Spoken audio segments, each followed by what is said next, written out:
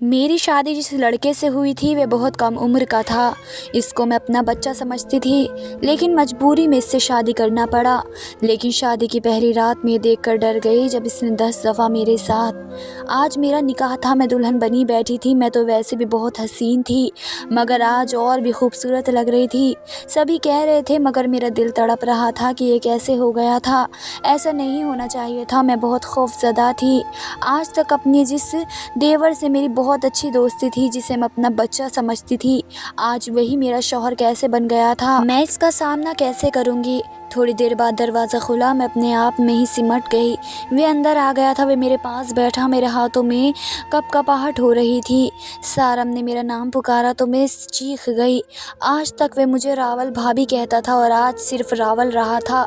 मुझे बहुत बुरा लगा। मैं उठकर वॉशरूम जाने लगी, किसी ने मेरा हाथ पकड़ लिया। रावल, मेरी बात सुनो। वह बहुत परेशान था। मैंने इसकी बात नहीं सुनी और इसे बुरा भला कहना शुरू कर दिया। वे मुझे समझाने लगा, मगर मेरे अंदर जैसे ही एक आग सी लगी हुई थी। मैंने अपनी सुर्ख चूड़ियाँ उतार दी, अपना दुपट्टा उतार फेंका जो कि लाल रंग का था। मुझे सारम बेहद बुरा लग रहा था। मुझे सारम से घिन आ रही थी। मैंने इससे कहा कि वे मेरे कमरे से निकल जाए। तभी वे मुझे समझाने लगा, अम्मी अब्बू क्या कहेंगे, मगर मैं कुछ सुनना नहीं चाहती थी। मुझ पर यह बंधन ज़बरदस्ती बांधा गया था। वह अफसोस से मुझे देखता कमरे से निकल गया। मेरी पहली शादी धूमधाम से हुई थी। अहमद ने मुझे एक शादी में देखा था और वह मेरे दीवाने हो गए थे। फिर तो इनके माँ बाप ने मेरे घर की दहलीज पकड़ ली थी। रोज़ बावाल रिश्ता हमें भेज देते।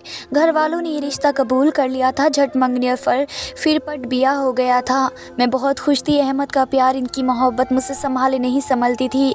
जितनी मोहब्बत वे मुझसे करते थे, इससे ज़्यादा मैं इनसे करने लगी। घर में आंटी और मेरा छोटा देवर सारे सभी एक साथ रहते थे, जबकि मेरी ननंद तूबा की शादी हो गई थी। वह अहमद से बड़ी थी।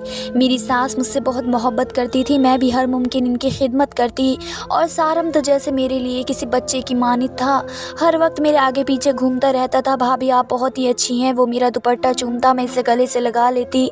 जब भी सारम को कोई काम होता वह मुझसे कहता, मैं इसकी हर ज़रूरत का ख्याल रखती। वो अब बड़ा हो गया था, तभी कॉलेज जाने लगा तो कॉलेज के हिस्से भी मुझसे शेयर करता था। पता ही ना चला हमारी शादी को 5 साल बीत गए थे। एक दिन मेरी तबीयत अचानक ख़राब हो गई। किचन में खाना बनाते हुए मैं चकरा कर गिर पड़ी। सभी को बुलाया। सारम जो पानी पीने आया था, उसने मुझे उठाया और मुझे मेरे कमरे तक लाया। मेरी सांस आई और इन दोनों ने मुझे कमरे में लिटा दिया। सारम ने अहमद को कॉल की कि भाई भाभी बेहोश हो गई हैं, आप जल्दी आ जाएं। मेरी सांस मुझ पर दम करने लगी, पानी की छींटें मारने लगी। तब जाकर मुझे होश आया। तब तक अहमद डॉक्टर लेकर आ चुके थे। चेकअप के बाद डॉक्टर ने बताया कि मैं उम्मीद से हूँ। अहमद की खुशी का ठिकाना नहीं था। मेरी सास और ससुर भी बेहद खुश थे और सारी तो खुशी से पागल हो रहा था। वो चाचा बनने लगा था। मुझे शर्म आ रही थी, मगर फिर भी मैं बहुत खुश थी। अब मुझे घर का कोई काम नहीं करने दिया जा रहा था। अहमद ने मासी का बंदोबस्त कर दिया था। ठीक 9 माह बाद अफान मेरी गोद में आ गया। फिर तो सब घर वाले इसके दीवाने हो गए। सारम सारा दिन उसे उठाया फिरता। वो चाचा भतीजा सारा दिन उधम मचाए रखते थे। मेरे तो हाथ पैर फूल जाते थे, मगर जब अफान रोना शुरू करता था तो सारे मिनटों में उसको चुप करवाते। अफान अहमद से भी ज़्यादा सारम का दीवाना था, क्योंकि अहमद का वक्त ज़्यादातर घर से बाहर गुजरता था। वो जब घर आते तो ज़्यादातर थके हुए होते। इनके आने तक अफान भी सो चुका होता। अब अफान 1 साल का हो चुका था। मैं फिर से प्रेग्नेंट थी। मुझे खबर ही ना हुई। मैं परेशान थी क्योंकि अफान अभी छोटा था। वह अम्मी अब्बू को सारम के साथ खुश रहता था। अहमद के समझाने पर मैं कुछ नॉर्मल हुई। अभी मुझे 6ठा महीना चल रहा था। अहमद अपनी किसी क्लाइंट से मिलने बलूचिस्तान के शहर तरबियत गए हुए थे।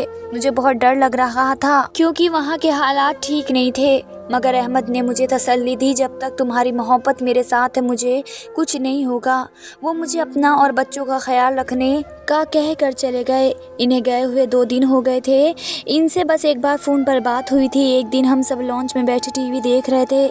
मेरे ससुर इस वक्त खबरें सुनते थे। तभी ये खबर चलनी शुरू हो गई कि बलूचिस्तान से जाने वाली बस को डाकुओं ने घेर लिया और मुसाफिर जो कराची से और दूसरे शहरों से आए थे सबको शहीद कर दिया। ये खबर सुनते ही हम परेशान हो गए। मैंने जल्दी से अहमद को फ़ोन मिलाया, मगर रिंग जा रही थी, कोई फ़ोन उठा नहीं रहा था। हम लोग बहुत परेशान थे और आंटी रोई जा रही थी, सब लोग दुआएं कर रहे थे। मैं पागलों की तरह बस कॉल किए जा रही थी, जब तक रिंग जा रही थी मेरी आस बंधी हुई थी। आंटी क्या हो गया है आप सबको? अहमद को कुछ नहीं होगा, वो ठीक होंगे। मैं इन्हें चुप करवाते करवाते थक चुकी थी क्योंकि मेरा यकीन था कि इन्हें कुछ नहीं होगा। बस एक हफ्ता गुजर गया, सब लोग मेरे घर में जमा थे, मेरी चूड़ियाँ तोड़ दी गई थी, मेरे जेवर उतार लिए गए थे, मैं एक जिंदा लाश की तरह बैठी थी। मेरा यकीन ये लोग तोड़ रहे थे, मुझे बेवा कह रहे थे, मुझे यकीन नहीं आ रहा था। अहमद के फ़ोन पर अब रिंग नहीं जाती थी, शायद मुसलमान फ़ोन बजने से बैटरी ख़त्म हो गई थी। अब तक कोई अता पता नहीं था, इनको मुर्दा करार दे दिया गया था। मैं इद्दत में थी, जब तक मेरी डिलीवरी नहीं हुई थी मुझे इद्दत में रहना था। अफ़ान को सारम संभालता था, मैं अपने कमरे में पड़ी रहती थी। वक्त गुजरता गया, क्योंकि वक्त गुजर ही जाता है, किसी के लिए नहीं रुकता। मेरी गोद में नन्ही से शहज़ादी आ चुकी थी। रामन बिल्कुल मेरी जैसी थी, जबकि अफ़ान अपने वालिद पर गया था। मैं दोनों को गोद में लेकर रो पड़ी। मेरी बच्ची क्या नसीब लिखवा कर लाई थी। इसकी दुनिया में आने से पहले ही इसके सर से बाप का साया छिन गया। आज मैं अपने सारे आंसू बहा रही थी। मेरे हाथ से रामन को ले गया सारिम और कहने लगा कि भाभी मेरी गुड़िया को कुछ मत कहो। वह भी रो रहा था। सारम तुम्हारे भाई को बोला था मैंने, लेकिन उन्होंने मेरी एक ना सुनी। मैं रोते रोते बेहोश हो गई। एक हफ्ता मुझे हॉस्पिटल में रहना पड़ा। मेरी सारी ताकतें दम तोड़ रही थी। समझ में नहीं आ रहा था कि मैं क्या करूं और कहां जाऊं। अहमद के बिना इतनी लंबी ज़िंदगी में कैसे गुजारूंगी। जैसे वक्त गुजरता गया, लोगों की बातें सुनने में आ रही थी कि ऐसी ज़िंदगी अकेले कैसे गुजारोगी। अरे कोई इसकी शादी क्यों नहीं करता, इतनी खूबसूरत और कम उम्र है। तभी मेरे माँ बाप ये बात सोचने पर मजबूर हो गए। मेरे भाइयों को भी यही ख्याल सता रहा था कि मैं भरी जवानी में बेवा हो गई हूँ। एक दिन अम्मी आई और कहा, राबेल अब अपने घर चलो। यहाँ क्या करोगी? क्या मतलब? अम्मी ये मेरा घर है, मैं यहाँ से कहाँ जाऊँगी? मैं बहुत गुस्से में थी। मैंने अपनी सास को भी कहा कि क्या ये मेरा घर नहीं है, तो वह रो रो कर बेहोश हो गई। मैंने अपनी माँ को बहुत कुछ सुना कर वापस भेज दिया, क्योंकि मुझे डर लग रहा था कि कहीं मेरे माँ बाप मेरी दूसरी शादी ना कर दें। मेरे सास ससुर भी बहुत परेशान थे। मेरी सास बीमार रहने लगी। आंटी बच्चों से जुदा नहीं होना चाहती थी और ना ही मैं बच्चों से जुदा होना चाहती थी। मुझे नहीं मालूम था कि इनके दिल में क्या चल रहा है। वे दिन ब दिन बीमार होती जा रही थी। एक दिन वे मेरी अम्मी अब्बू के पास गए और इनसे कहा कि राबेल की शादी सारन से करते हैं। अम्मी अब्बू भी मान गए। सारन मुझसे बहुत छोटा था, मगर फिर भी वह राज़ी हो गया। मुझे तो यकीन नहीं आ रहा था कि कोई कैसे मेरी किस्मत का फ़ैसला इतनी आसानी से कर सकता है। मुझे सारन से बात करने का मौका नहीं दिया गया। अचानक एक दिन मेरे कमरे में अंकल आए, हाथ जोड़कर इल्तिजा की कि मान जाओ, मेरा जवान बेटा चला गया है। इनकी निशानियाँ ये बच्चे हैं, उनको हमसे जुदा ना करो। अंकल दर्द से रो रहे थे। मैं आप लोगों को छोड़कर कहीं नहीं जाऊंगी अब्बू, मगर मैं ये शादी भी नहीं करूंगी। लेकिन अंकल बहुत दौड़ दे रहे थे। वे कभी मेरे सामने हाथ जोड़ते तो कभी पैर पकड़ते। मुझसे इनकी हालत देखी नहीं जा रही थी। मैं मजबूर हो गई। वो चले गए और मैं सुसक के रह गई थी और इनके सामने हामी भर ली थी। वो तो चले गए और मैं रात भर सिसकियाँ मार कर रोती रही। और आज मेरा देवर मेरा शौहर बना बैठा था। कपड़े तब्दील किए और नींद की गोली खाकर सोने की कोशिश करने लगी थी, मगर नींद कहाँ आनी थी। मैं अपने कमरे में नहीं थी, मैं सारन के कमरे में मौजूद थी, मगर वे शायद मेरे बच्चों के कमरे में था। वैसे भी वे ज़्यादा वक्त इन्हीं के साथ गुजारता था। सुबह होने लगी तो सारन मेरे कमरे में आया। मुझे बहुत बुरा लगा कि इसकी हिम्मत कैसे हुई मेरे साथ एक ही कमरे में रहने की। तभी मैं उठी और बाहर निकल आई, बच्चों के कमरे में आ गई। मैंने तो सारम से बात करना भी छोड़ दिया। वह खुद मुझसे बात करने की कोशिश करता। एक दिन वे मेरे साथ मेरे कमरे में था कि तभी इसने मुझे पुकारा कि मुझे आपसे कोई बात करनी है, मगर मुझे तुमसे कोई बात नहीं करनी है। लेकिन इसने फिर भी बताया कि वह भी मजबूर हो गया था, जैसे मुझे मजबूर किया गया था। इसने भी अपने बच्चों के लिए कुर्बानी दी है, क्योंकि वो इन्हें किसी और के हवाले नहीं कर सकता था। इसने बताया कि अगर वह राज़ी ना होता तो फिर मेरी शादी किसी और से कर दी जाती, मगर अफ़ान और रामन को इनके बाप का प्यार सिर्फ वही दे सकता था। तो यह कहकर वह कमरे से चला गया, मगर मैं सोच में पड़ गई, क्योंकि वो वाकई सही कह रहा था। अब हम लोग आपस में बातचीत करते रहे। सारम इन बच्चों की बातें करता, जबकि मुझे इनके पास से अब खीन नहीं आती थी। सब सच पूछे तो वो मुझे अच्छा लगने लगा था। मैंने इसे कबूल कर लिया था, मगर मजबूरी में नहीं। मुझे सारन से वाकई मोहब्बत हो गई थी। वह मुझे देखता रहता, जब मैं देखती तो वह आंखें चुरा लेता।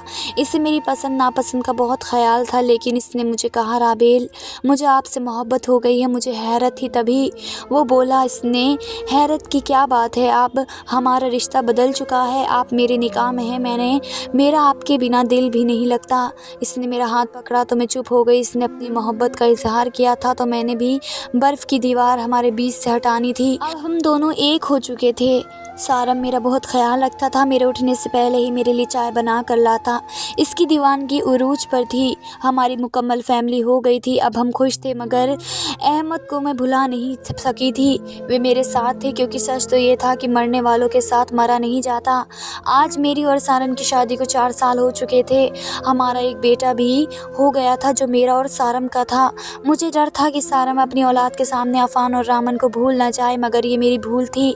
सारम इन तीनों को एक जैसा ही प्यार करता, कोई फ़र्क महसूस नहीं करता था, बल्कि वह अफान और रामन को ज़्यादा प्यार देता था। हम बहुत खुश थे। आज हमज़ा की पहली सालगिरह थी। मैंने ग्रीन कलर का साड़ी पहना था। सारम को ये कलर बहुत पसंद था। हम केक काटने ही वाले थे कि बेल बजने की आवाज़ आई। मैंने सारम से कहा बैठे, मैं देखती हूँ। जब मैंने दरवाज़ा खोला तो हैरान रह गई। मेरे सामने अहमद खड़े थे। वो मुझे देखकर खुशी से मुस्कुरा रहे थे, मगर मेरी मुस्कुराहट गायब हो चुकी थी। सारम मैं पीछे से आवाज़ें दे रहे थे। जब ये आगे आई तो वह भी हैरान रह गए। मेरी तो आवाज़ ही नहीं निकल रही थी, मगर सारम ने खुशी से भाई को पुकारा और फिर इनके गले लग गया। अंकल आंटी देखकर बहुत खुश हो गए। खुशी के आंसू थे, मगर ये सब लोग रो रहे थे। यह खुशी में मैं खुश नहीं थी। अगर मैंने शादी ना की होती तो आज मेरी खुशी का कोई ठिकाना ना होता, मगर मैं बहुत परेशान खड़ी थी। अहमद ने बच्चों को प्यार किया। रामन को वो पहली बार देख रहे थे। वो 5 साल की हो गई थी। सबने पूछने पर उन्होंने बताया कि इनके डाकुओं ने कुछ लोगों को खैर में रखा था, जिसमें मैं भी शामिल था। हमें ऐसी जगह पर रखा गया था जहाँ कोई आबादी नहीं थी, बस पहाड़ ही पहाड़ थे। हमसे काम करवाया जाता था और पैरों में जंजीरें बंधी हुई थी। एक आदमी ने वहाँ से भागने की कोशिश की तो इसका बुरा हश्र हो गया था। तभी हम लोगों ने डर के मारे वहाँ से भागने की कोशिश नहीं की। मगर आज फ़ौज की मदाखू वे खुशी से बता रहे थे। वे बहुत खुश थे कि अचानक अहमद ने पूछा ये बच्चा किसका है। वह हमज़ा को देख रहा था जो मेरी गोद में था। हम सबको सांस सूम गया। सारम ने कहा यह मेरा बेटा है। वे बहुत खुश हुए, हमज़ा को गोद में लेकर प्यार करने लगे। तभी वे पूछने लगे कि सारम की बीवी कहाँ है। तो सारम ने इनकी बात टाल दी और कहा खाना खा ले, मैंने खाना लगा दिया। सब लोग खाना खाने लगे। मैं और सारम बस प्लेट में चम्मच चला रहे थे। आंटी अंकल भी बहुत परेशान थे। अब क्या होगा, मैंने डरते हुए पूछा। बेटा घबराओ मत, अभी इनको आराम करने दो, सुबह बात करेंगे। वो मुझे अपनी बीवी समझते हैं, मेरे बगैर कमरे में नहीं जाएंगे, मैंने इन्हें समझाया। तब सारम ने अपना सर पकड़ लिया। मुझे इनको सब कुछ बताना होगा। मुझ में इनका सामना करने की हिम्मत नहीं थी। अंदर से बातों की आवाज़ें आ रही थी। कुछ देर बाद आवाज़ें बुलंद होने लगी। तुम ऐसा कैसे कर सकते हो। वो चिल्लाने लगे। भाई मेरी बात को समझने की कोशिश करें। सारम समझा रहा था पर वे कुछ सुन नहीं रहे थे। आज सख्त गमो गुस्से की हालत में थे। उनको लग रहा था कि सारम की बुरी नज़र थी मुझ पर, तभी इसने मुझसे शादी कर ली। वो सारम का गिरेबान पकड़े हुए थे। भाई मैं मजबूर हो गया था, तेज़ आवाज़ों में बोल रहे थे। अंकल आंटी भी इसे समझाने लगे कि हम जवान लड़की को कब तक अपने घर में बिठा कर रखते। कोई और बाप होता तो बच्चों का क्या होता। इसलिए हमने ये फैसला किया कि हम 2 दिनों में ये सब बच्चों के लिए किया है। अहमद अब चुप हो गए थे। वे समझ गए थे कि इनके बाद हालात कैसे हो गए हैं। ठीक है अम्मी, लेकिन अब तो मैं आ गया हूँ। अब राबेल मेरी बीवी है। उन्होंने फैसला सुनाया। सारम के माथे पर बल पड़े कि मेरे धड़कनें बढ़ गई थी। नहीं भाई, अब वो मेरी बीवी है, आपकी नहीं, सारम ने हिम्मत करके कहा। तभी वो चिल्लाने लगे। तभी अंकल बीच में आए और दोनों के सामने हाथ जोड़े कि चुप हो जाओ, मैं ये फैसला तुम दोनों पर नहीं छोड़ता, हमें पता लेना पड़ेगा। सब लोग अपने कमरों में जाओ। अब रात को किसी को नींद नहीं आई। सारी मेरे फ़ोन पर मैसेज किए जा रहा था, जबकि मैं बच्चों के कमरे में थी। उसको डर था कि मैं इसे छोड़ ना दूँ। मैं कोई जवाब नहीं दे रही थी। मेरा साथ मत छोड़ना, सॉरी मैसेज कर रहा था। मैंने कोई जवाब ना दिया। अजान की आवाज़ पर सब अपने कमरों से निकले। सबने नमाज अदा की। घर के मर्द मुफ्ती साहब के पास गए ताकि वो इनसे मशवरा कर सकें। वो वापस आ गए थे। मैं बहुत परेशान थी। अहमद मेरा कल थे। सारम मेरा आज था। दोनों मेरी मोहब्बत है, मगर सारम का पल्ला भारी हो रहा था। मैं इससे बहुत मोहब्बत करती थी। इसने मेरे लिए और मेरे बच्चों के लिए जो कुर्बानियाँ दी थी, मैं वो नहीं भूल सकती थी। मैं अहमद का गुस्सा बर्दाश्त कर लेती, लेकिन सारन का नहीं। सारन अंदर आया, इसने मुझे तड़प कर देखा, मुझसे पूछने लगा कि मेरा साथ छोड़ तो नहीं दोगी। मैंने इससे कहा कि मैं इससे बहुत मोहब्बत करती हूँ, मगर जो फ़ैसला मुफ्ती साहब देंगे वही मुझे कबूल करना होगा। शाम तक सारे ख़ानदान में ख़बर फैल चुकी थी कि अहमद वापस आ गए हैं। लोग जमा हो रहे थे, मुबारकबाद दे रहे थे। जो भी आता मुझे अजीब नज़रों से देखना शुरू कर देता। कुछ लोगों ने मुझसे पूछा कि अब तुम किसकी बीवी हो। सब लोग अपने अपने मशवरे दे रहे थे और मैं तंग आकर कमरे में आ गई। ये दिन मैंने बहुत बुरा गुजारा था। मैं अम्मी के घर आ गई थी। सब लोग मुझे सवालिया नज़रों से देख रहे थे। सब्र कर रही थी। बच्चों को अहमद याद नहीं थे। सारम के लिए रोते और तंग करते। एक दिन मैंने सारम को फ़ोन किया कि अफ़ान को वापस ले जाओ, वो यहाँ बहुत तंग करता है, जबकि मैंने किसी का सामना नहीं करना चाहती थी। अहमद ने एक दो मुफ्ती साहब से मशवरा किया। इन सब का यही जवाब था कि अब मैं सारम की बीवी हूँ। वे बहुत गुस्से में थे। उन्होंने सारम से कहा कि वह मुझे तलाक दे दे ताकि वह मुझसे फिर से शादी कर ले। इस बात पर सारम राज़ी नहीं था। अब मुफ्ती साहब वापस आ चुके थे। उन्होंने शाम का वक्त दिया था। शाम को गई थी बस, तब फतवा लेने के लिए चले गए। मुफ्ती साहब ने सब सुनकर कहा, देखिए, जब आपका बड़ा बेटा 5 साल तक नज़र नहीं आया ना, इसका कुछ आने का आसरा था, ऐसे में इसे मुर्दा माना जाता है। शरीयत के रूह से इनके इतने अरसा तक निकाह खुद ब खुद ख़त्म हो जाता है। अगर शौहर ज़िंदा भी हो, बीवी से कोई राब्ता ना रखे, यानी बीवी को इल्म ना हो कि वो कहाँ है, ज़िंदा भी है या नहीं, तो निकाह खुद ब खुद ख़त्म हो जाता है। अब ऐसा है कि आपकी बहू ने इद्दत भी गुजार ली, फिर भी 1 साल इंतज़ार किया, मगर कोई जवाब इनको ना मिला, तो वह आज़ाद थी और जो निकाह हुआ है वे जायज़ तरीके से हुआ है। अब राबेल बेटी और सारम मियाँ शौहर और बीवी हैं। दीन और दुनिया दोनों यही फ़ैसला सुनाएंगे। उन्होंने अहमद से कहा कि ये सब्र करे और किस्मत के फ़ैसलों को मान ले। मैं बहुत परेशान थी, मगर सारम पर नज़र पड़ी तो कुछ सुकून मिला, क्योंकि वो परसुकून था, जबकि अहमद बुझे हुए थे। वे आकर जैसे ही बैठे, अहमद ने सारम से कहा कि वो मुझे तलाक दे दे। सारम हैरान था। सभी घर वाले हैरत पर थे, जबकि वे अपनी बात पर कायम थे। अहमद सारम से कह रहे थे कि वो मुझे तलाक दे दे, जिससे वे दोबारा मुझसे निकाह कर लेंगे। इस बात पर इनकी बहस बढ़ती जा रही थी। ये हाथापाई पर उतर गई। मैं बहुत डर गई थी। घर में तूफ़ान बरपा था। जब ये दोनों एक दूसरे की जान के दुश्मन बन गए तो फिर मैंने ख़ुद को ज़ख्मी कर लिया कि मैं ही सबकी वजह हूँ, तो मैं क्यों ना मैं ही मर जाऊँ। तभी मैं बेहोश हो गई। मुझे हॉस्पिटल ले जाया गया। मेरा बहुत खून बह रहा था। जब होश आया तो सारम मेरे पास थे। वे मुझे देखकर बहुत खुश हो गए। मैं नाराज़ थी कि मुझे क्यों बचाया। इन सब की वजह मैं हूँ। मुझे मर जाना चाहिए। इतने में अहमद भी आ गए। वे अपने किए पर बहुत शर्मिंदा थे और मुझसे माफ़ी मांग रहे थे। मैं बहुत रो रही थी। किस्मत ने ऐसे दोराहे पर लाकर खड़ा कर दिया था। अब ऐसा है कि मैं आपकी बहू में इद्दत भी गुजारी कि ये एक रास्ता चलना बहुत मुश्किल था। मैं घर आ गई थी। अहमद ने बैरुल मुल्क जाने का फ़ैसला कर लिया था। अब वह हमारे बीच नहीं रह सकते थे। वो जाते जाते मेरे कमरे में आए। मैंने अहमद से माफ़ी मांगी। वो कहने लगे, मुझे तुमसे कोई गिला नहीं। वो उल्टे कदमों बाहर जाने लगा। सारम कहने लगे, इन सब में तुम्हारी कोई गलती नहीं है, ये सब किस्मत के खेल हैं और किस्मत के आगे इंसान बेबस होता है। तो ये थी नाज़रीन हमारी आज की वीडियो और कहानी। अगर पसंद आई हो तो कहानी को लाइक, शेयर और चैनल को सब्सक्राइब कर लीजिए, ताकि मज़ीद इस तरह की कहानियों को नोटिफिकेशन आपको बर वक्त मिलता रहे। एक नई वीडियो के साथ मिलते हैं। तब तक के लिए बाय बाय, टेक केयर, अल्लाह हाफिज़।